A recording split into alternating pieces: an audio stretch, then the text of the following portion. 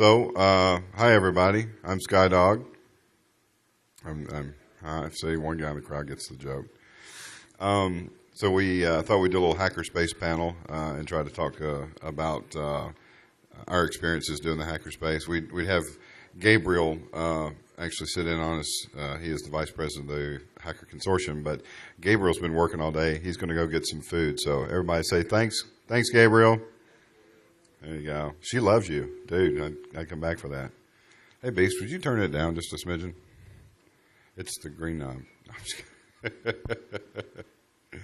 I'm just kidding. It's swapped from the gray knob to the green knob, though. Well, that's where the couch is, and I don't want to sit anywhere else. It's the bottom white one labeled level 2. Yeah, channel 2, please.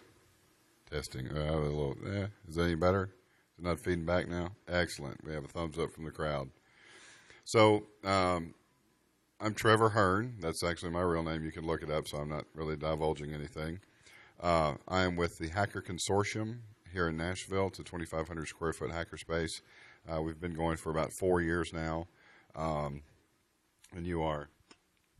Sonny Montague. I'm the interim president of the Mid-South Makers, a Memphis-based hackerspace. And we've been going for, I guess, a little over a year. Almost 2, so I stand corrected. And I'm Some Ninja, or James Ritchie, and I'm a member of Hacker Consortium. I've been with it since the start.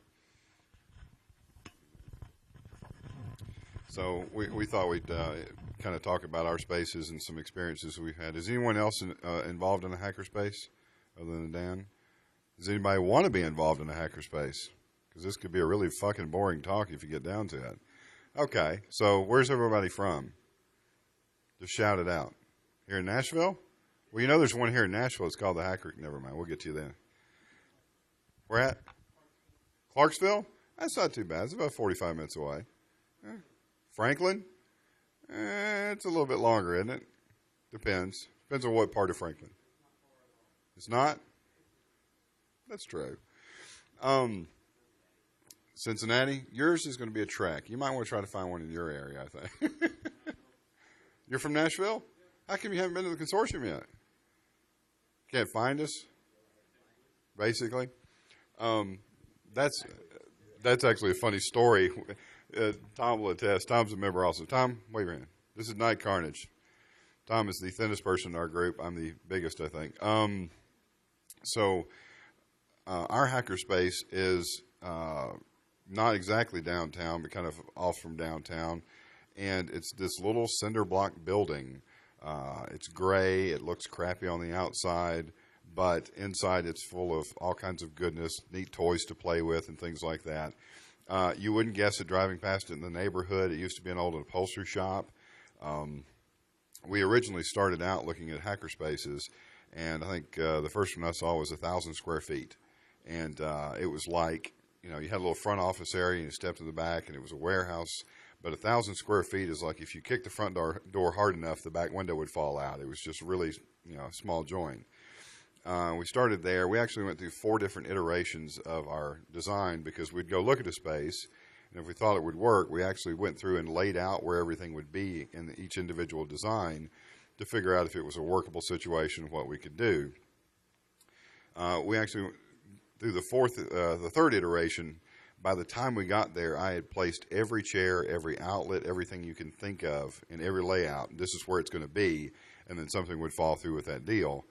And I think actually the 4th iteration was 4,000 square feet of R&D space, which was not too far from us, which meant you had offices up front and warehouse area in the back. And I had a lease in hand that put me on the take for $92,000. And it was one of those things where a membership would be $150 a month to be able to pay for it. And I would say to people, so we're ready to do this. And everybody said, yeah, I think we can do this. Yeah, I believe I could pay that. And I thought, I'm not wanting to live out of this space. So it was one of those things where if I'd signed on the dotted line with a lease like that, if you default on the lease, they don't sue you for, the next month worth of rent. They sue you for the base of the lease. It's everything you've got to pay. And I thought, really, I don't want to live in a hackerspace. I'd have to move out of my house and move into this place for 2 years and live there. So we ended up having Marion or Mudflap, the guy that's at registration, find us a space where our lease was $1 a year, and it was worth every penny when you get down to it. It was an absolute third world hellhole. We spent about 3 years rehabbing it, so we went through and cleaned everything up inside and put in more electrical outlets. Actually had to have new panels put in and the whole 9 yards. So if you drive by it, it's just a cinder block building, but on the inside, we have more computing power than the Nashville FBI office has here. Power tools, welders, we've got the laser and the cutter. We've got Gabriel has a 3D printer he's working on. I'm building one. We're going to get together with you guys and build a bunch of the Prusus. So, yeah, we're trying to outfit as best we can. So, anyway, that's our space. Let's hear about your space. Start talking. Fair enough. So, so I've been involved in Mid-South Makers, I want to say, since the end of last year, and not nearly as long as Dan, who's in the crowd too, but for quite a while. And we started off, we were actually meeting at one of the universities, and we would meet in one of the rooms, and it was okay, but it was very, we didn't have a lot of opportunity to work on stuff. It is very limited. And it was a good way to start a space, but we really needed to get into another place. So we looked around. We found a member. His uncle owned a pretty good place. It was it has two parts. So we have a 1,400 square foot house, which is somewhat small for some of the things that we do. But we've got a fairly big yard, and then we've got a big warehouse in the back that we can do more shop type stuff out of. So we've been there for, I don't know, probably 6 months, maybe a little bit more. I lose track of time. We're slowly refitting it. It's not nearly to the level that the Hacker Consortium is, and it won't be for some time. But we like it, and it works pretty well. It's also fairly secluded. You probably wouldn't find it if you tried. We're not too far from some pretty bad neighborhoods, so you know how it is. I think that's pretty common to a lot of them. But it's a fun place. We can do a lot with it. We have LAN parties all the time. We do lots of electronics, and we do some crazy stuff in the back. And one thing I'll mention, there's another one that I've been to, just as a reference. There's NYC Resistor, and they in New York City, they have some pretty cool stuff. They're oriented a lot more like Hacker Consortium is, I would say, space-wise. And I think everyone has their own personality, everyone that I've been to. And it molds itself after the members of the group. And I think that's one of the cool parts about a space. Yeah, and I think the important thing for people to remember is I don't think I've seen any spaces that are just turnkey. Like, you wander in and just start making stuff. Like, I think every space that I've seen has had to do some level of building rehab. Consortium took, 3 years to get to the point where we are now? Yeah, we slowed down near the end there, but yeah, I think there are some pictures that may be online on the site, but it had, like I said, previously housed an upholstery shop. It hadn't been inhabited for 3 years.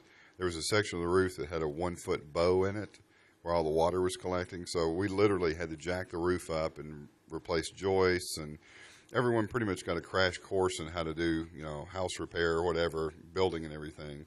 Let's see, we went from a 100 amp fuse panel that apparently the previous inhabitant had an issue where, if you've ever seen a bus bar style, you have this big chunky fuse with blades that stick out of the end that slide in place. And the idea behind it is it's in kind of a bakelite housing, and you slide it in there, and power goes to the building. 220 volts or whatever, 100 amps. Well, apparently part of this little casing broke, and the guy who was there before took an 1/8-inch drill bit, drilled through the side, and screwed on, a nut and a bolt on the other side of it to hold it in place. How they did that with the voltage running through it without killing themselves, I have no idea. But they actually bolted the fuse into place and knocked it all down to make it work. So it required us to do a little bit of work. Hey, Marion, raise your hand. That's Mudflap. He's our director of acquisitions. Mudflap is actually the person who found our space. He's also the person who went to Nashville Electric Service and convinced them not to rape us on having power put in. I believe at the time when we first looked at it, There was no power in the building. We did a lot of the rehab work with a Honda generator and some basic power tools. But we went in and figured out what we were wanting to run and everything, and contacted the electric service, and they said, well, the panel that you have, since no one in the world uses fuses anymore, you actually have to update. Since it's had power turned off, you've got to update it to something new. And we said, that's great. What will it take to run service into the building? And what was it, a flap? Mud flap. Was that $10,000 at NES or $20,000? About 15?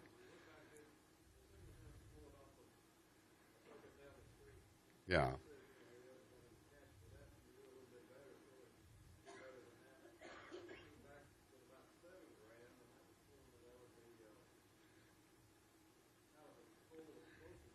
Yeah.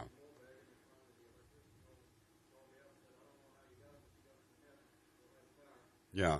So they're saying, oh, it'll be about 15 grand to run power to your building, and we're all standing around thinking, well, we've got about $1,000 to rub together for lucky. $15,000 is a little stout. So they go back and they say, well, 7 to run it from the backside of the building, and we're like, 7's not better than 15 when you look at it, because we don't have 7 grand. And we ended up, I think we were talking one day, and you said the electricians had called and said, the permit had passed, and we never got a phone call, never got a bill. I'm hoping I don't find one sometime. But we ended up getting 400 amps worth of industrial current run into the building. And we also, one of the things Mudflap is great at is convincing people to do stuff if we help them out. So our electricians, we've done some web work and things like that for them. And in turn, they actually wired our building up and got us set up. So we had to kind of put power back in. You didn't have that, did you? We did not. We just had a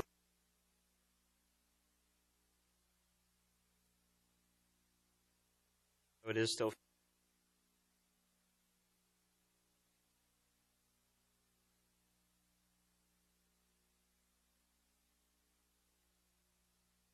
pretty good. So we did a lot of work cleaning it up.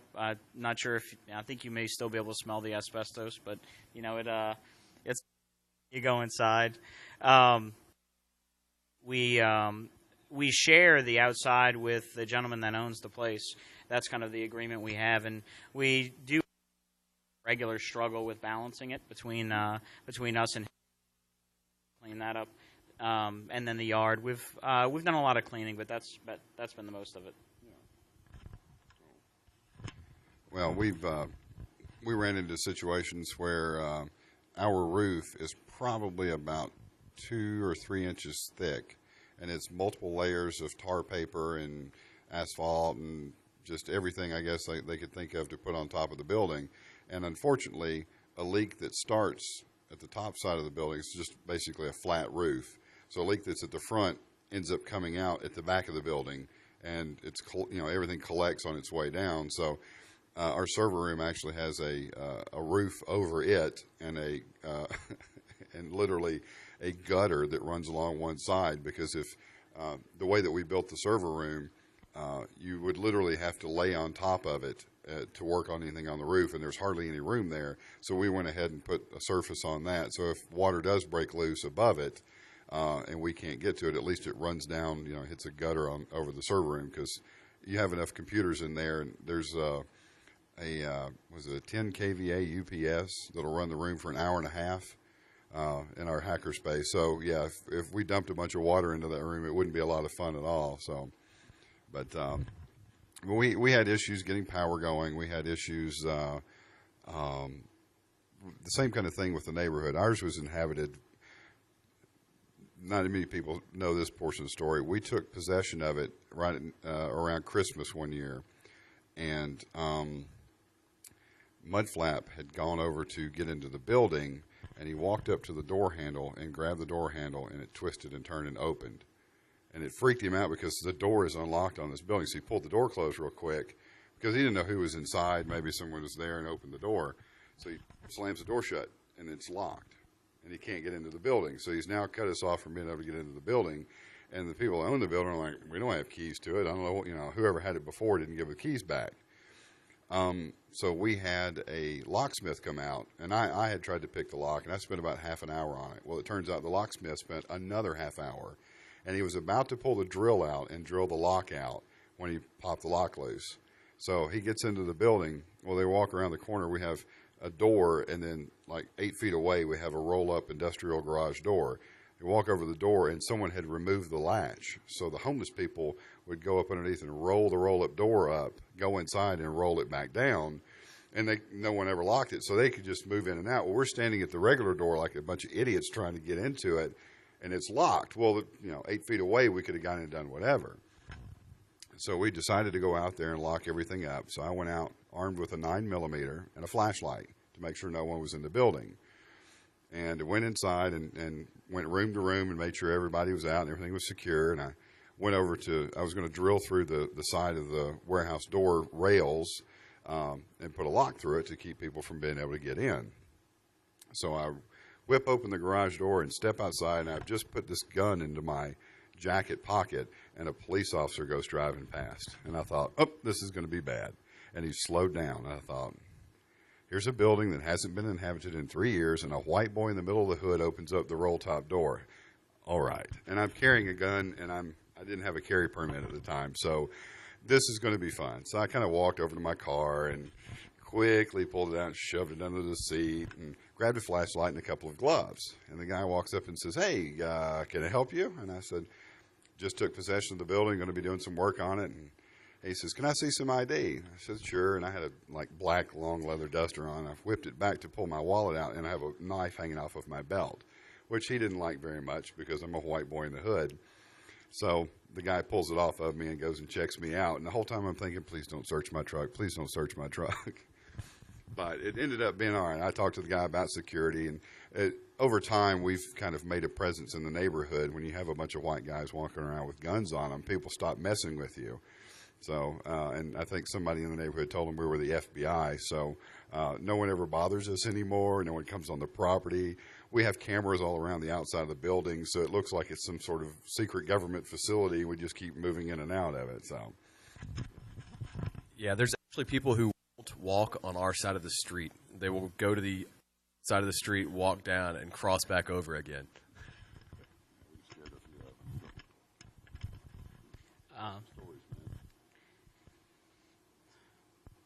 Drawing blanks. you guys don't have anything fun going on?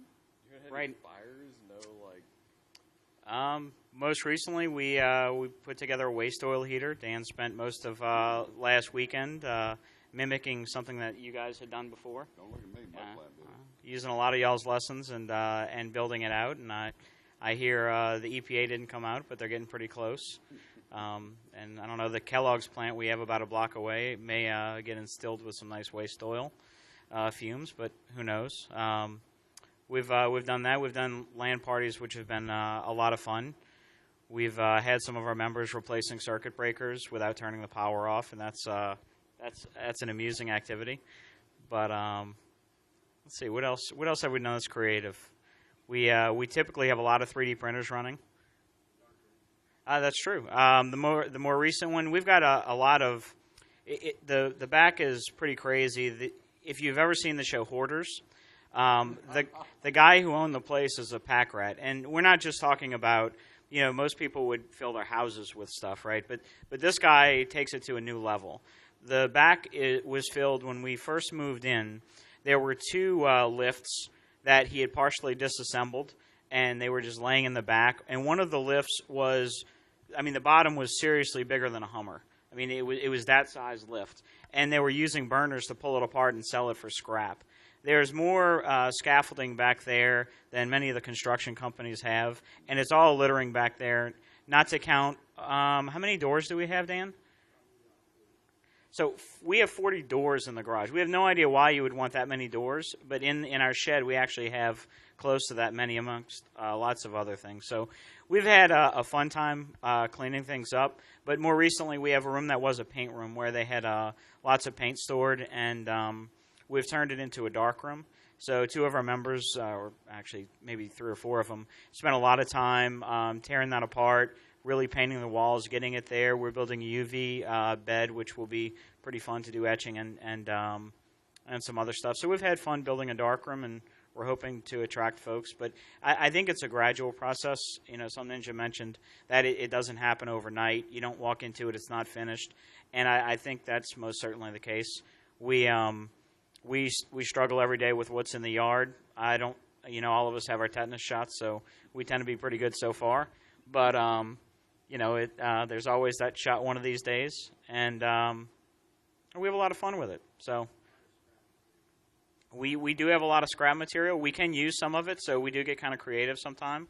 I picked up lots of aluminum to try carving things, and we've got blowtorches and welding machines that they've left there that we can tinker with, so that, you know, there are definitely bonuses to it. But the scrap is probably one of the more amusing things. Just this guy takes hoarding to a new level. A door fort or something like that. Yeah, you know, the funniest story that I'll mention, and it's probably quite inappropriate, but I'll do it anyway, is that there was a door when we moved in that had a lot of pornographic material attached to it. Really? So literally, you know, this is a standard size door, and you can imagine as many 3x5 pictures as you can imagine glued to the back of that door. You pray it's glue. You do pray it's glue, and that was a running joke. So we called it the porn door, and I'm not sure if we still have it.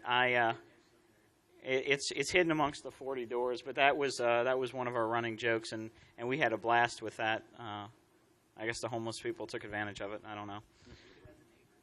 And we have a crazy neighbor. I think maybe we all do. He's I don't think he likes all of us coming by. He has sent his child by, which has been quite interesting and probably a story for many drinks. But he is a pretty crazy guy. He's got how many cars?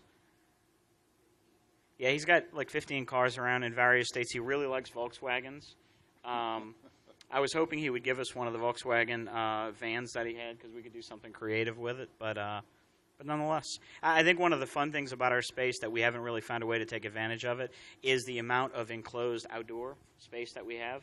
So you find I think you find very few hacker spaces that would have an area probably about at least as big as this room, maybe twice the size, that's outdoors but enclosed. So we can do creative things. We were hoping to turn that Hummer-sized lift into something fun, but he wanted to go for scrap metal first. So, who knows? So we've done a talk like this before. We've talked to a lot of different spaces. I've not been to NYC Resistor. I've been to Hack DC, which that was interesting. That was like meeting in a broom closet. So they went vertical with everything. They put a lot of shelves in. So since then, I think they've actually been able to expand. But one of the things that we ran upon, we have a different model, I think, than a lot of people do as far as membership goes. And we've taken some heat off of it, but I think a lot of people have different ways that they go about their membership. I guess their ideas behind it. Ours is basically we don't let anyone just come in wandering off the street. Typically, it's like a maximum security area. I've had people knock on the door, and you pop the door open. There's a wooden Louisville Slugger right here by the door handle. When you reach over, you can just pop it and pick up the baseball bat. But if you can't tell who it is by the cameras overhead. But typically what happens is the door will open up, and I'm standing in the doorway, and there's two guys standing behind me, and what no one notices is they actually have their hands on a gun. So the key is if I duck to one side, they're just supposed to pop whoever's in front of me. You know, if I just drop out of the way, just blast whoever's there. So I don't ever want to, like, bust out laughing and bend over or someone's a dead man. But we don't typically just keep the doors open and let everybody in, typically because the area of town we're in, we have a lot of high-priced equipment, and we want everybody knowing exactly what's there. So I think you have to really search to find out what our address is. But what typically happens is someone will send us an email and say, hey, you know, I noticed you had a HackerSpace.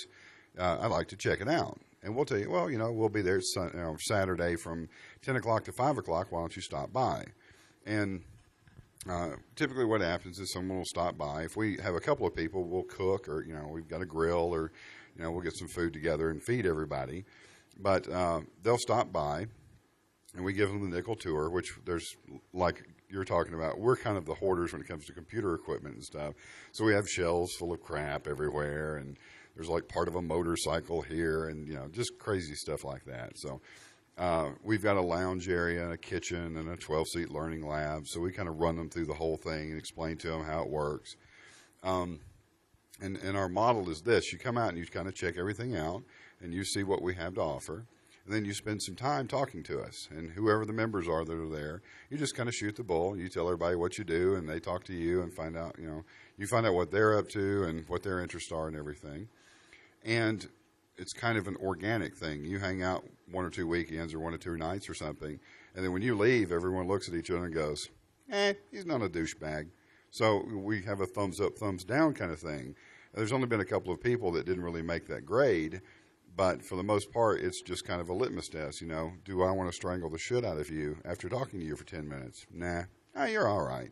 So we then go back to that person and say, well, if you'd like to join, it's $100 to join. And our joining fee is here's the sting. If you pay $100, you're more likely to stick around, than it's like when Blockbuster, you had to pay to get a membership.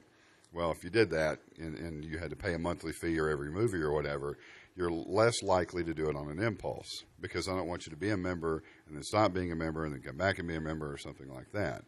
So we charge you $100 to join, and that goes towards the building and infrastructure and things like that. And then it's $40 a month. And we didn't sit down and put it in Excel and figure out what expenses were and all that. It was basically, we went to an intern that Mudflap had and said, what would you pay to have a membership here? And he said, $40 sounds about right. We said, I think we can make it on $40. So that pays for the water, the electricity, the cable modem, any other things we have to do. It's just enough to kind of take care of business. It's not a money-making deal at all, but we wanted to find a price. It's like a gym membership, A lot of times if you don't go to the gym, you're the one who suffers, but you're still paying your money in, so the lights stay on. There are other people that have, pay what you can pay kind of memberships, which scares the willies out of me, because at some point someone's got to cut a big check, because everyone says, the economy's slowing down, I just can't pay. And then you're sitting on top of a lease that someone has to pay regardless. So what's your guys' model like? So what we do is we have an application process. So we'll have members come by. We encourage people to come by and visit with us, see our space. Then we encourage them to apply if they're interested. We give them a probationary period, if you will, where they can spend time with the group. That way we get to know them. They get to know us. Then we announce to the group that if we choose to, we're going to make that person a member. And we ask if anybody has any issues with it. And provided the group is accepting of it, then we bring them on. And I would say it's about the same. We may have had a couple that we haven't brought on board, but for the most part, it's pretty open. We've got people from all the way from electronics backgrounds to doing artwork, and we've had people doing T-shirts and God knows what there, and everybody's welcome. It's all good. So just a few that have really, I guess, rubbed some folks the wrong way. Yeah. What are your age ranges and what kind of times do you have it open? It's open. Anybody can go anytime if you have a key. 24/7. So if you're a member, you get a key, you can go in and you can use it. Our age ranges, I think the youngest we have is probably 21 or right. Oh, we do have 18 now. And they range up to, I don't know, maybe, I don't think we have anybody above 40, but we probably have some mid-30s. I probably qualify in there, or close. I may qualify, yeah. I got you. Yeah, I'm one of the older members. I tease, or Dan and I tease each other back and forth. So we've got a good varied age range. Lots of young folks coming in, and it's neat to see the neat things happening. We do have a student membership for folks that can't afford the full rate. And our goal there is that eventually they're gonna, they won't be students forever. They can become a full-fledged member once they can afford it. I don't know that Dan knows why we set the fees the way we did a little bit better than I do, but I think it's a good rate. It's $45. We've got a family rate. If it's above it, NYC Resistor is on the high end. I mean, Dan and I did talk about it. NYC Resistor is on the order of $70 a month, and they are extremely exclusive to become a member. They're probably the most crazy I've seen. But they've got a kind of a different. They've got to have a different model than everybody else does, because if you think about it from that perspective, in Memphis, in Nashville, places like that, who doesn't have a table saw in their garage, right? Or a skill saw where they can do stuff. But if you live in New York City, you can't exactly go out to your backyard and do it. You've got to. So their model has to be a little bit different, but that's pretty much how we run ours, and I think it works well so far. I mean, we are just getting started, and hackerspaces are an interesting sell, but I think my favorite part about hackerspaces, just kind of segueing into it, it's really the fusion. And the way I got involved in Mid-South Makers is that I went to NYC Resistor. I actually went to MakerBot to visit the company because I had a MakerBot, and NYC Resistor is actually above it. They're in a condo, and so you've got on the first floor you've got MakerBot, and they've got a little factory, and it's no bigger than this room. And so I went upstairs to NYC Resistor. They have an open night on Thursdays where people can go and they can visit. And it was really neat because you had a table in the middle, and you had some folks soldering, you had some people programming. They had a laser. You had a few folks lasering different things. And everybody sort of fed off of one another around the center table that was there. So you'd have, as a person that was very good with EE and circuits, you'd have them answering questions about building a circuit while they could answer questions about programming to somebody else. And I've probably been there 4 or 5 times on those Thursdays, and the fusion is awesome. And that is what attracted me to the Mid-South Makers in Memphis. I'm knowledgeable in some things, but not nearly as much as others. And to be able to lean on their expertise, have them lean on mine, I think is a really cool fusion. Yeah, so. Absolutely. Yeah, it's kind of the same thing with us on Monday nights. We have, Monday Night Madness? Is that what we're calling it? I think something like that. But it's pretty much everyone just comes out after work, after school, and hangs out. What? Manic Mondays, yeah. Yeah, but everyone just comes out and sits around. We have one big table now, and you'll have 8 different people there all working on different projects. And someone will just throw a question out to the table, and whoever's the expert on the subject answers the question. And I picked up more information that way than probably from any class ever in school. We originally, the way we laid ours out, we had I made some 4x8 tables with like MDF tops on them, and like 30 coats of polyurethane, which I found out doesn't work well with MDF. It soaks it up like water. Oh my God! So we had 3 4x8 tables, and they were separated by about 5 or 6 feet of space, so you could, you were around the 3 different tables. And I got to looking at a lot of hackerspaces. In fact, Mitch Altman's hackerspace. Is that NYC Resistor? I don't think Or Mitch Altman is there.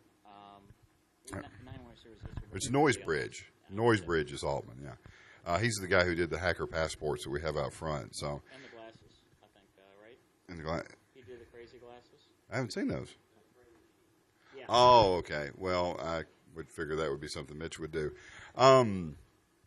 So yeah, I've been looking at all these different hackerspaces. There was a hackerspaces book that came out. Did you guys ever see that?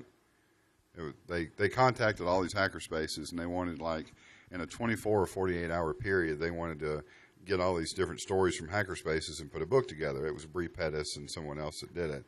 And like it showed up 2 years later. So apparently they had a fun time editing everything. But we had an entry in this hackerspaces book. And it actually explains the beginning of our journey doing all of this.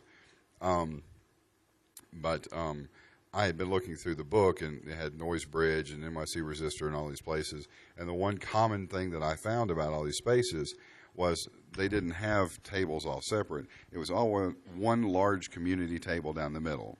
And everyone came in and sat down and just worked on their projects there. And there's always some, I come in, I sit on the side away from the wall. Stacy's on the left. He's working on his, jukebox that he built for IRC. I think Gabriel normally sits to my right, and he's working on code and the MakerBot and stuff like that. The laser's sitting in the corner, and everybody just kind of gathers around the table, And, it's first come, first serve. You get the good chair, then you're in great shape. If you get one of the crappy ones, then, you have to worry about falling off of it. But, we all sit around and everyone just kind of chats about everything. And if you got a project or an idea, we'll shoot it down and talk bad about you. But, for the most part, it's just, it's literally the test of, hey, I've got a great idea. No, okay, I don't have a good idea. I'll take that one home and think about it again. But we found that the way the layout works like that is typically better for communication and supports more of the expression of ideas and the shooting down of those ideas in a more rapid format. So, have you guys had anything like bad happen to your space? Not that I can think of. Not yet. I can't think of anything that's been terrible or disastrous happen yet. We keep people from going upstairs, probably for part of that reason. It's a little bit of a loft, and it's an interesting place inside the house, so we tend to keep people away from that. But other than that, I don't. We've kept disaster away, at least for some time. One of the, I think the most devastating things that we had happen. I think one of the, I guess, bits of advice I could give if you start a hackerspace is realize that it's a big time suck and it's an emotional drain on you because it's a lot of work. It ends up being a lot of negotiation and you're fretting about where you're going to get the money from and what if this happens. So by the time we actually got to our space and could actually inhabit our space, I was just exhausted, and then we've got to go through and rehab everything. So we had talked to the Makers Local 256, which is one of our groups down in Huntsville, Alabama. And we had talked to them and said, hey, we'd really like to, like an open house kind of thing. You guys come up. And they were just getting started, and we were, trying to host them. And they have a different model than we have, but we're all in the same boat. We're just trying to make cool stuff. So we asked them to come up and, for the weekend. And we bought a bunch of food, and we were going to cook out and have a good time. And who stays on IRC all the time? Okay, some of us do. So we actually have a server at the consortium that runs 24/7, and everyone has like a screen session on it. So you jump in your screen session, you stay logged in, so you can see if someone's asking you a question. It's really our primary modes for communication. So we were sitting there one day, and all of a sudden, everyone says, hey, it's gone. Well, what's the deal? Well, it's either Mudflap or myself that typically is mobile enough. So I got in the car and drove over to the consortium and popped the door open, and it's completely quiet. And I'm not saying like, you walked in and crickets chirped. This room is making more noise than came out of our building. And I looked, and the emergency light's off. There's no lights, there's no noise, there's no nothing. And I thought, fuck, this is going to be a bad day, I can tell. So I walked around and I pulled my phone out and got some light going. I couldn't see anything, everything looked like it was all right. I went back to the fuse panel. Everything's the way it's supposed to be, or the breaker panel. So I walked down the outside of the building and went to the back and looked up, and hanging off the pole was about 10 feet of wire, and it had been cut. So someone, like in the dead of the morning or whatever, I guess it'd probably be before the light kicked in, pulled up and got on top of the building and took cutters and sheared the wire as high as they could get it close to the pole, then got down on the bottom. And the electrician, this is one of those if you ever need to know, the electrician said, hey, man, we're going to put the power into the building. Do you want a 90 or do you want a bend? And I said, I don't care, whatever works, whatever's easiest. And the guy said, we'll put a 90 in. So it comes out of the box, and there's a flat plate on the back, and it does a 90-degree angle directly in the building. Well, whoever did this literally unscrewed the screws and cut the wires inside and backfed all of the copper out. So you're standing there, and there's a 20-foot gap between the power and the rest of your building. What do? Because you can't go get an extension cord. They just don't let you do that kind of stuff. So someone literally stole the copper that connected it to the utility pole. What do? I mean, I call up, I'm like, the power's out at the consortium. And they're like, oh, man, did we pay the bill? No, you don't understand. The power's gone. There is no power. There's no fucking wire there anymore. So we have pictures, of course, of what was there. Fortunately, we called our electrician. They called NES, National Electric Service, and they kind of pulled an emergency deal. But we couldn't get it done before the weekend, so we had to literally call somebody and say, "Well, we know you've blocked out the weekend to come play, but you can't do it now because someone stole the wires going to the building." One of the things that I did after that was I put several cameras around the backside of the building. So no one goes around there now because they look up and there's this stalk of cameras looking at everything they do. But that was a 400 amp circuit. Yeah. While it was live. Yeah. Here's the thing. If it's 400 amps and you're willing to get on top of a building and take a set of cutters to it, get a fucking job. You know how many people are scared of working with electricity, and you did it with what? Tree lopers or something? I mean, come on. You have the ability to work with it, and you're not scared of it. You can make more money than that doing it that way. So we literally went back in, and I think the police in the neighborhood are a little bit, I guess they're asleep at the wheel, because at like 11 o'clock at night, I have a grinder, and I'm grinding the heads off the screws that hold the plate on. So that super glued them and then ground them. There's nothing for you to grab a hold of. There's no way. If the electrician says, we got to get into that, well, you're going to have to cut it off now. So, and we had like a 3/8 inch metal plate bent with holes drilled in it, and it's molly bolted to the back of the building. So you can't get to where the actual wires are, no matter what you do at this point. So I'm waiting for someone to try to get to it now. But that's probably, for us, the most devastating thing that has happened to us was to be functioning and have something completely take us offline. And even with an event that was going to be going on, you just walked in and you're looking at that. It's like having your house burned down. You're just like, I never thought this is a contingency. What do I do at this point? Because you don't pick up the phone and say, yeah, I need an extension cord, or hey, can you just run over here and plug this back in again? So there'll be something like that happens, I guess, to everyone. And I think kind of we made something happen and kind of made lemonade out of the lemons and put it all back together. But anyhow.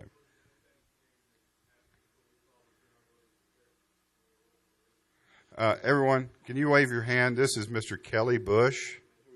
No. Raise your hand and wave, smart ass, if you want to talk in the crowd. He has fallen through a structure at the HC, what, four times or 5 times? No. Hey, you raised your hand and started being a jackass. We're going to talk about you.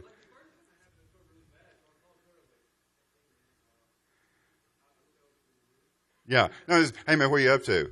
I'm at work. What are you doing? Well, you see, I fell through the roof. Literally, he's walking around the roof in a pair of boots. And what'd you fall all the way up to your crotch in it, or what? Yeah. It didn't hurt anything. I know that, but I'm just saying. Yeah, so this is like late in the day. It's starting to get cold outside and lights going down. And I get a phone call while I'm at work. The bush is falling through the roof. And all I can think of is he's gone between the rafters and torn a bunch of stuff out. And then he had to get himself up off the floor, because the landing point, had you gone through there, it wasn't any better than the roof at that point either. So what was the other one? Let's see, you've don't bring me into this now. No. You did it first, damn it. Yeah. I think you cut something while you were standing on the board. I think. Yeah, you did that. Yeah. What was the difference? 121 inches is not 12 feet 10. Is that what it is? Yeah. We can go out and buy the 16-foot joist and say, yeah, we got to cut it to make a header for this. And he says, oh, okay, I'll cut it. He measures it and cuts it, and he goes, wow. Yeah, 121 inches. Oh, no, man, that's supposed to be 12 foot 10. Yeah, no kidding. So now there's a section that's just kind of scarf jointed back together and bolted in it. Yeah, so we don't let Bush get around to the measuring tape anymore. So, yeah. Anyhow, it's been an interesting ride, and I don't think I'd have it any other way, just because it's got some really good stories to tell and good pictures and things like that. So, do what?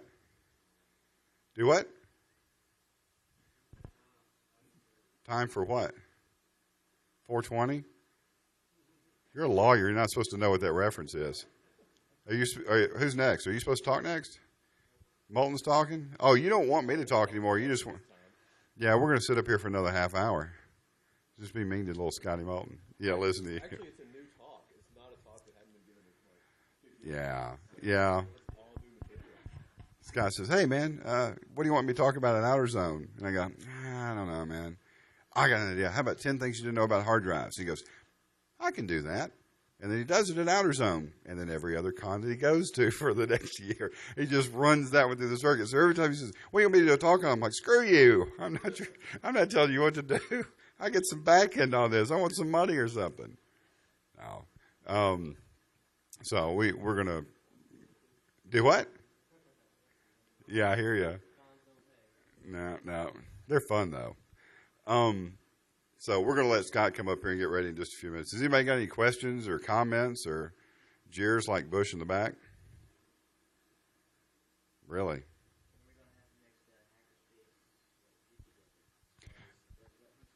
The HackerSpace meetup? Here. We were talking to them about it, and they, quote unquote, they said it probably wouldn't happen again, which sounds like to me that it says if someone else wants to do it, they can do it. So I've kind of been talking to some of the spaces about trying to get like a council together where it's kind of like the Olympics. We move it from one space to another each year. And because it was definitely a very, very good time down there getting to meet with all the different spaces. We deep fried everything that we brought. You tell the story. We deep fried everything in the entire meal, and their toilet was broken. We learned after we got there. Yeah, deep fried Oreos, deep fried pickles, potato chips, fried turkey, Twinkies, Snickers. Trying to think, hush puppies. Anything you put in front of mud flap, he was like, "We can deep fry that." So. Yeah, it didn't necessarily have to be edible. Is here's a stapler, throw it in.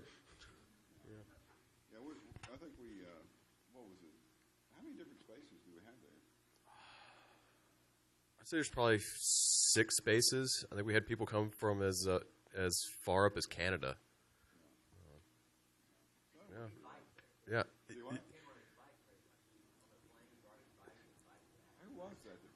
Yeah, he had a folding bike that he carried with him on the plane, and then like he biked from the airport, like to the space. It was insane.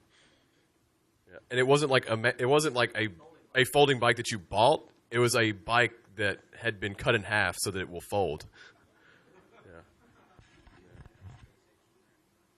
You could do that at your space, but you wouldn't recommend it. Yeah, I think we need to definitely do one in this area, and we had talked about we didn't want to step on anybody's toes, which like I've been an issue for me or not, but we'd hoped that they would do another one because I think they had moved to they're at a new space, right? Okay, I don't know what their accommodations are. Maybe that was one of the reasons they hadn't done it. Do I? Oh, okay. Well, I think that having it move from space to face would really be a great thing, and we'd be glad to host it, this year or whenever we want to do it. But to get everybody together and just get a bunch of food and everyone comes out and brings their projects, it's kind of like a miniature con, except not, we just a lot of hanging out. I think we did some different talks for Makers Local. Some different people got up and talked about their stuff. What was it? Yeah, biohacking was interesting. Yeah, actually, Flat brought out a commercial laser scanner that was accurate to, like at 100 feet, it's accurate to like 1/4 millimeter or some ungodly resolution. They shot a building downtown to get the dimensions for it, and they generate a point cloud, then load it into software. The laser went through someone's window into their open closet and scanned items that were in their closet. So they had, life-size data of objects inside this person's closet. So he brought it out, set it up in the room, and did a full point cloud of the room, and just to show everybody how it worked. So pretty good time. I mean, I hope we need to get together. In fact, maybe we, over the balance of the weekend, we can kind of put that together and just get a bunch of groups doing that. So, but anyhow, anything else you got? I'm good. You're good? Next year you'll have a lot more stories, trust me. I plan to. at this point, at this point, the 3D printers in our space are proliferating like crazy. So I fully expect we'll have a wall or more next year. Really? I mean, it's become crazy. We've got 4 now, which rivals places in North Carolina. No, I'm sorry. There's 7 locally, which rivals places in North Carolina, and we've got a whole bunch more people interested in it. So it's getting kind of crazy. I'm not sure what we'll be producing, but holy shit, we can produce a lot of crap. Pretty much. Yeah. Tell them what you're thinking doing the build off. Yeah, I definitely, absolutely. So we're going to be holding a build-off. I think we're going to do it up here. For anybody who's interested in a 3D printer, what we'll be doing is we'll be bringing folks will sign up. You pick your color, whether you want a economy model or more of a performance model, and a few other things. We'll show up on a weekend. We'll spend all of Saturday and a Sunday, and plan for it to be a long weekend. But we'll spend Saturday actually building it and putting it together, and you'll be assembling your own.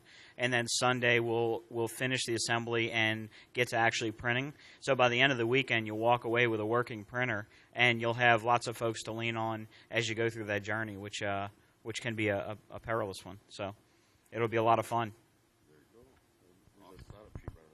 Yeah, Dan has a sign-up sheet on his iPad. So if you grab him, you can fill it out. We'll keep you informed, and by all means, I mean, we're going to be crazy shit. I'm pretty sure. We're all about some crazy shit. Thank you very much, guys. I appreciate it. If you got any questions later on, something comes to mind, catch one of us. We're sure we're running around. You should check out some of the stuff that Sonny's got out there in the expo area. That's the center of that geared block that you showed earlier. It is. Very cool. Very, very cool. It is. I'll have the full geared block done soon, and Claudio's printed lots of shot glasses. Oh, really? I believe he plans to use. I'm not sure, but I think so. Oh. And he didn't print the small ones. Uh-oh. He was a little more creative, so. That'll work. Good deal. All right. Thanks, guys. We appreciate it.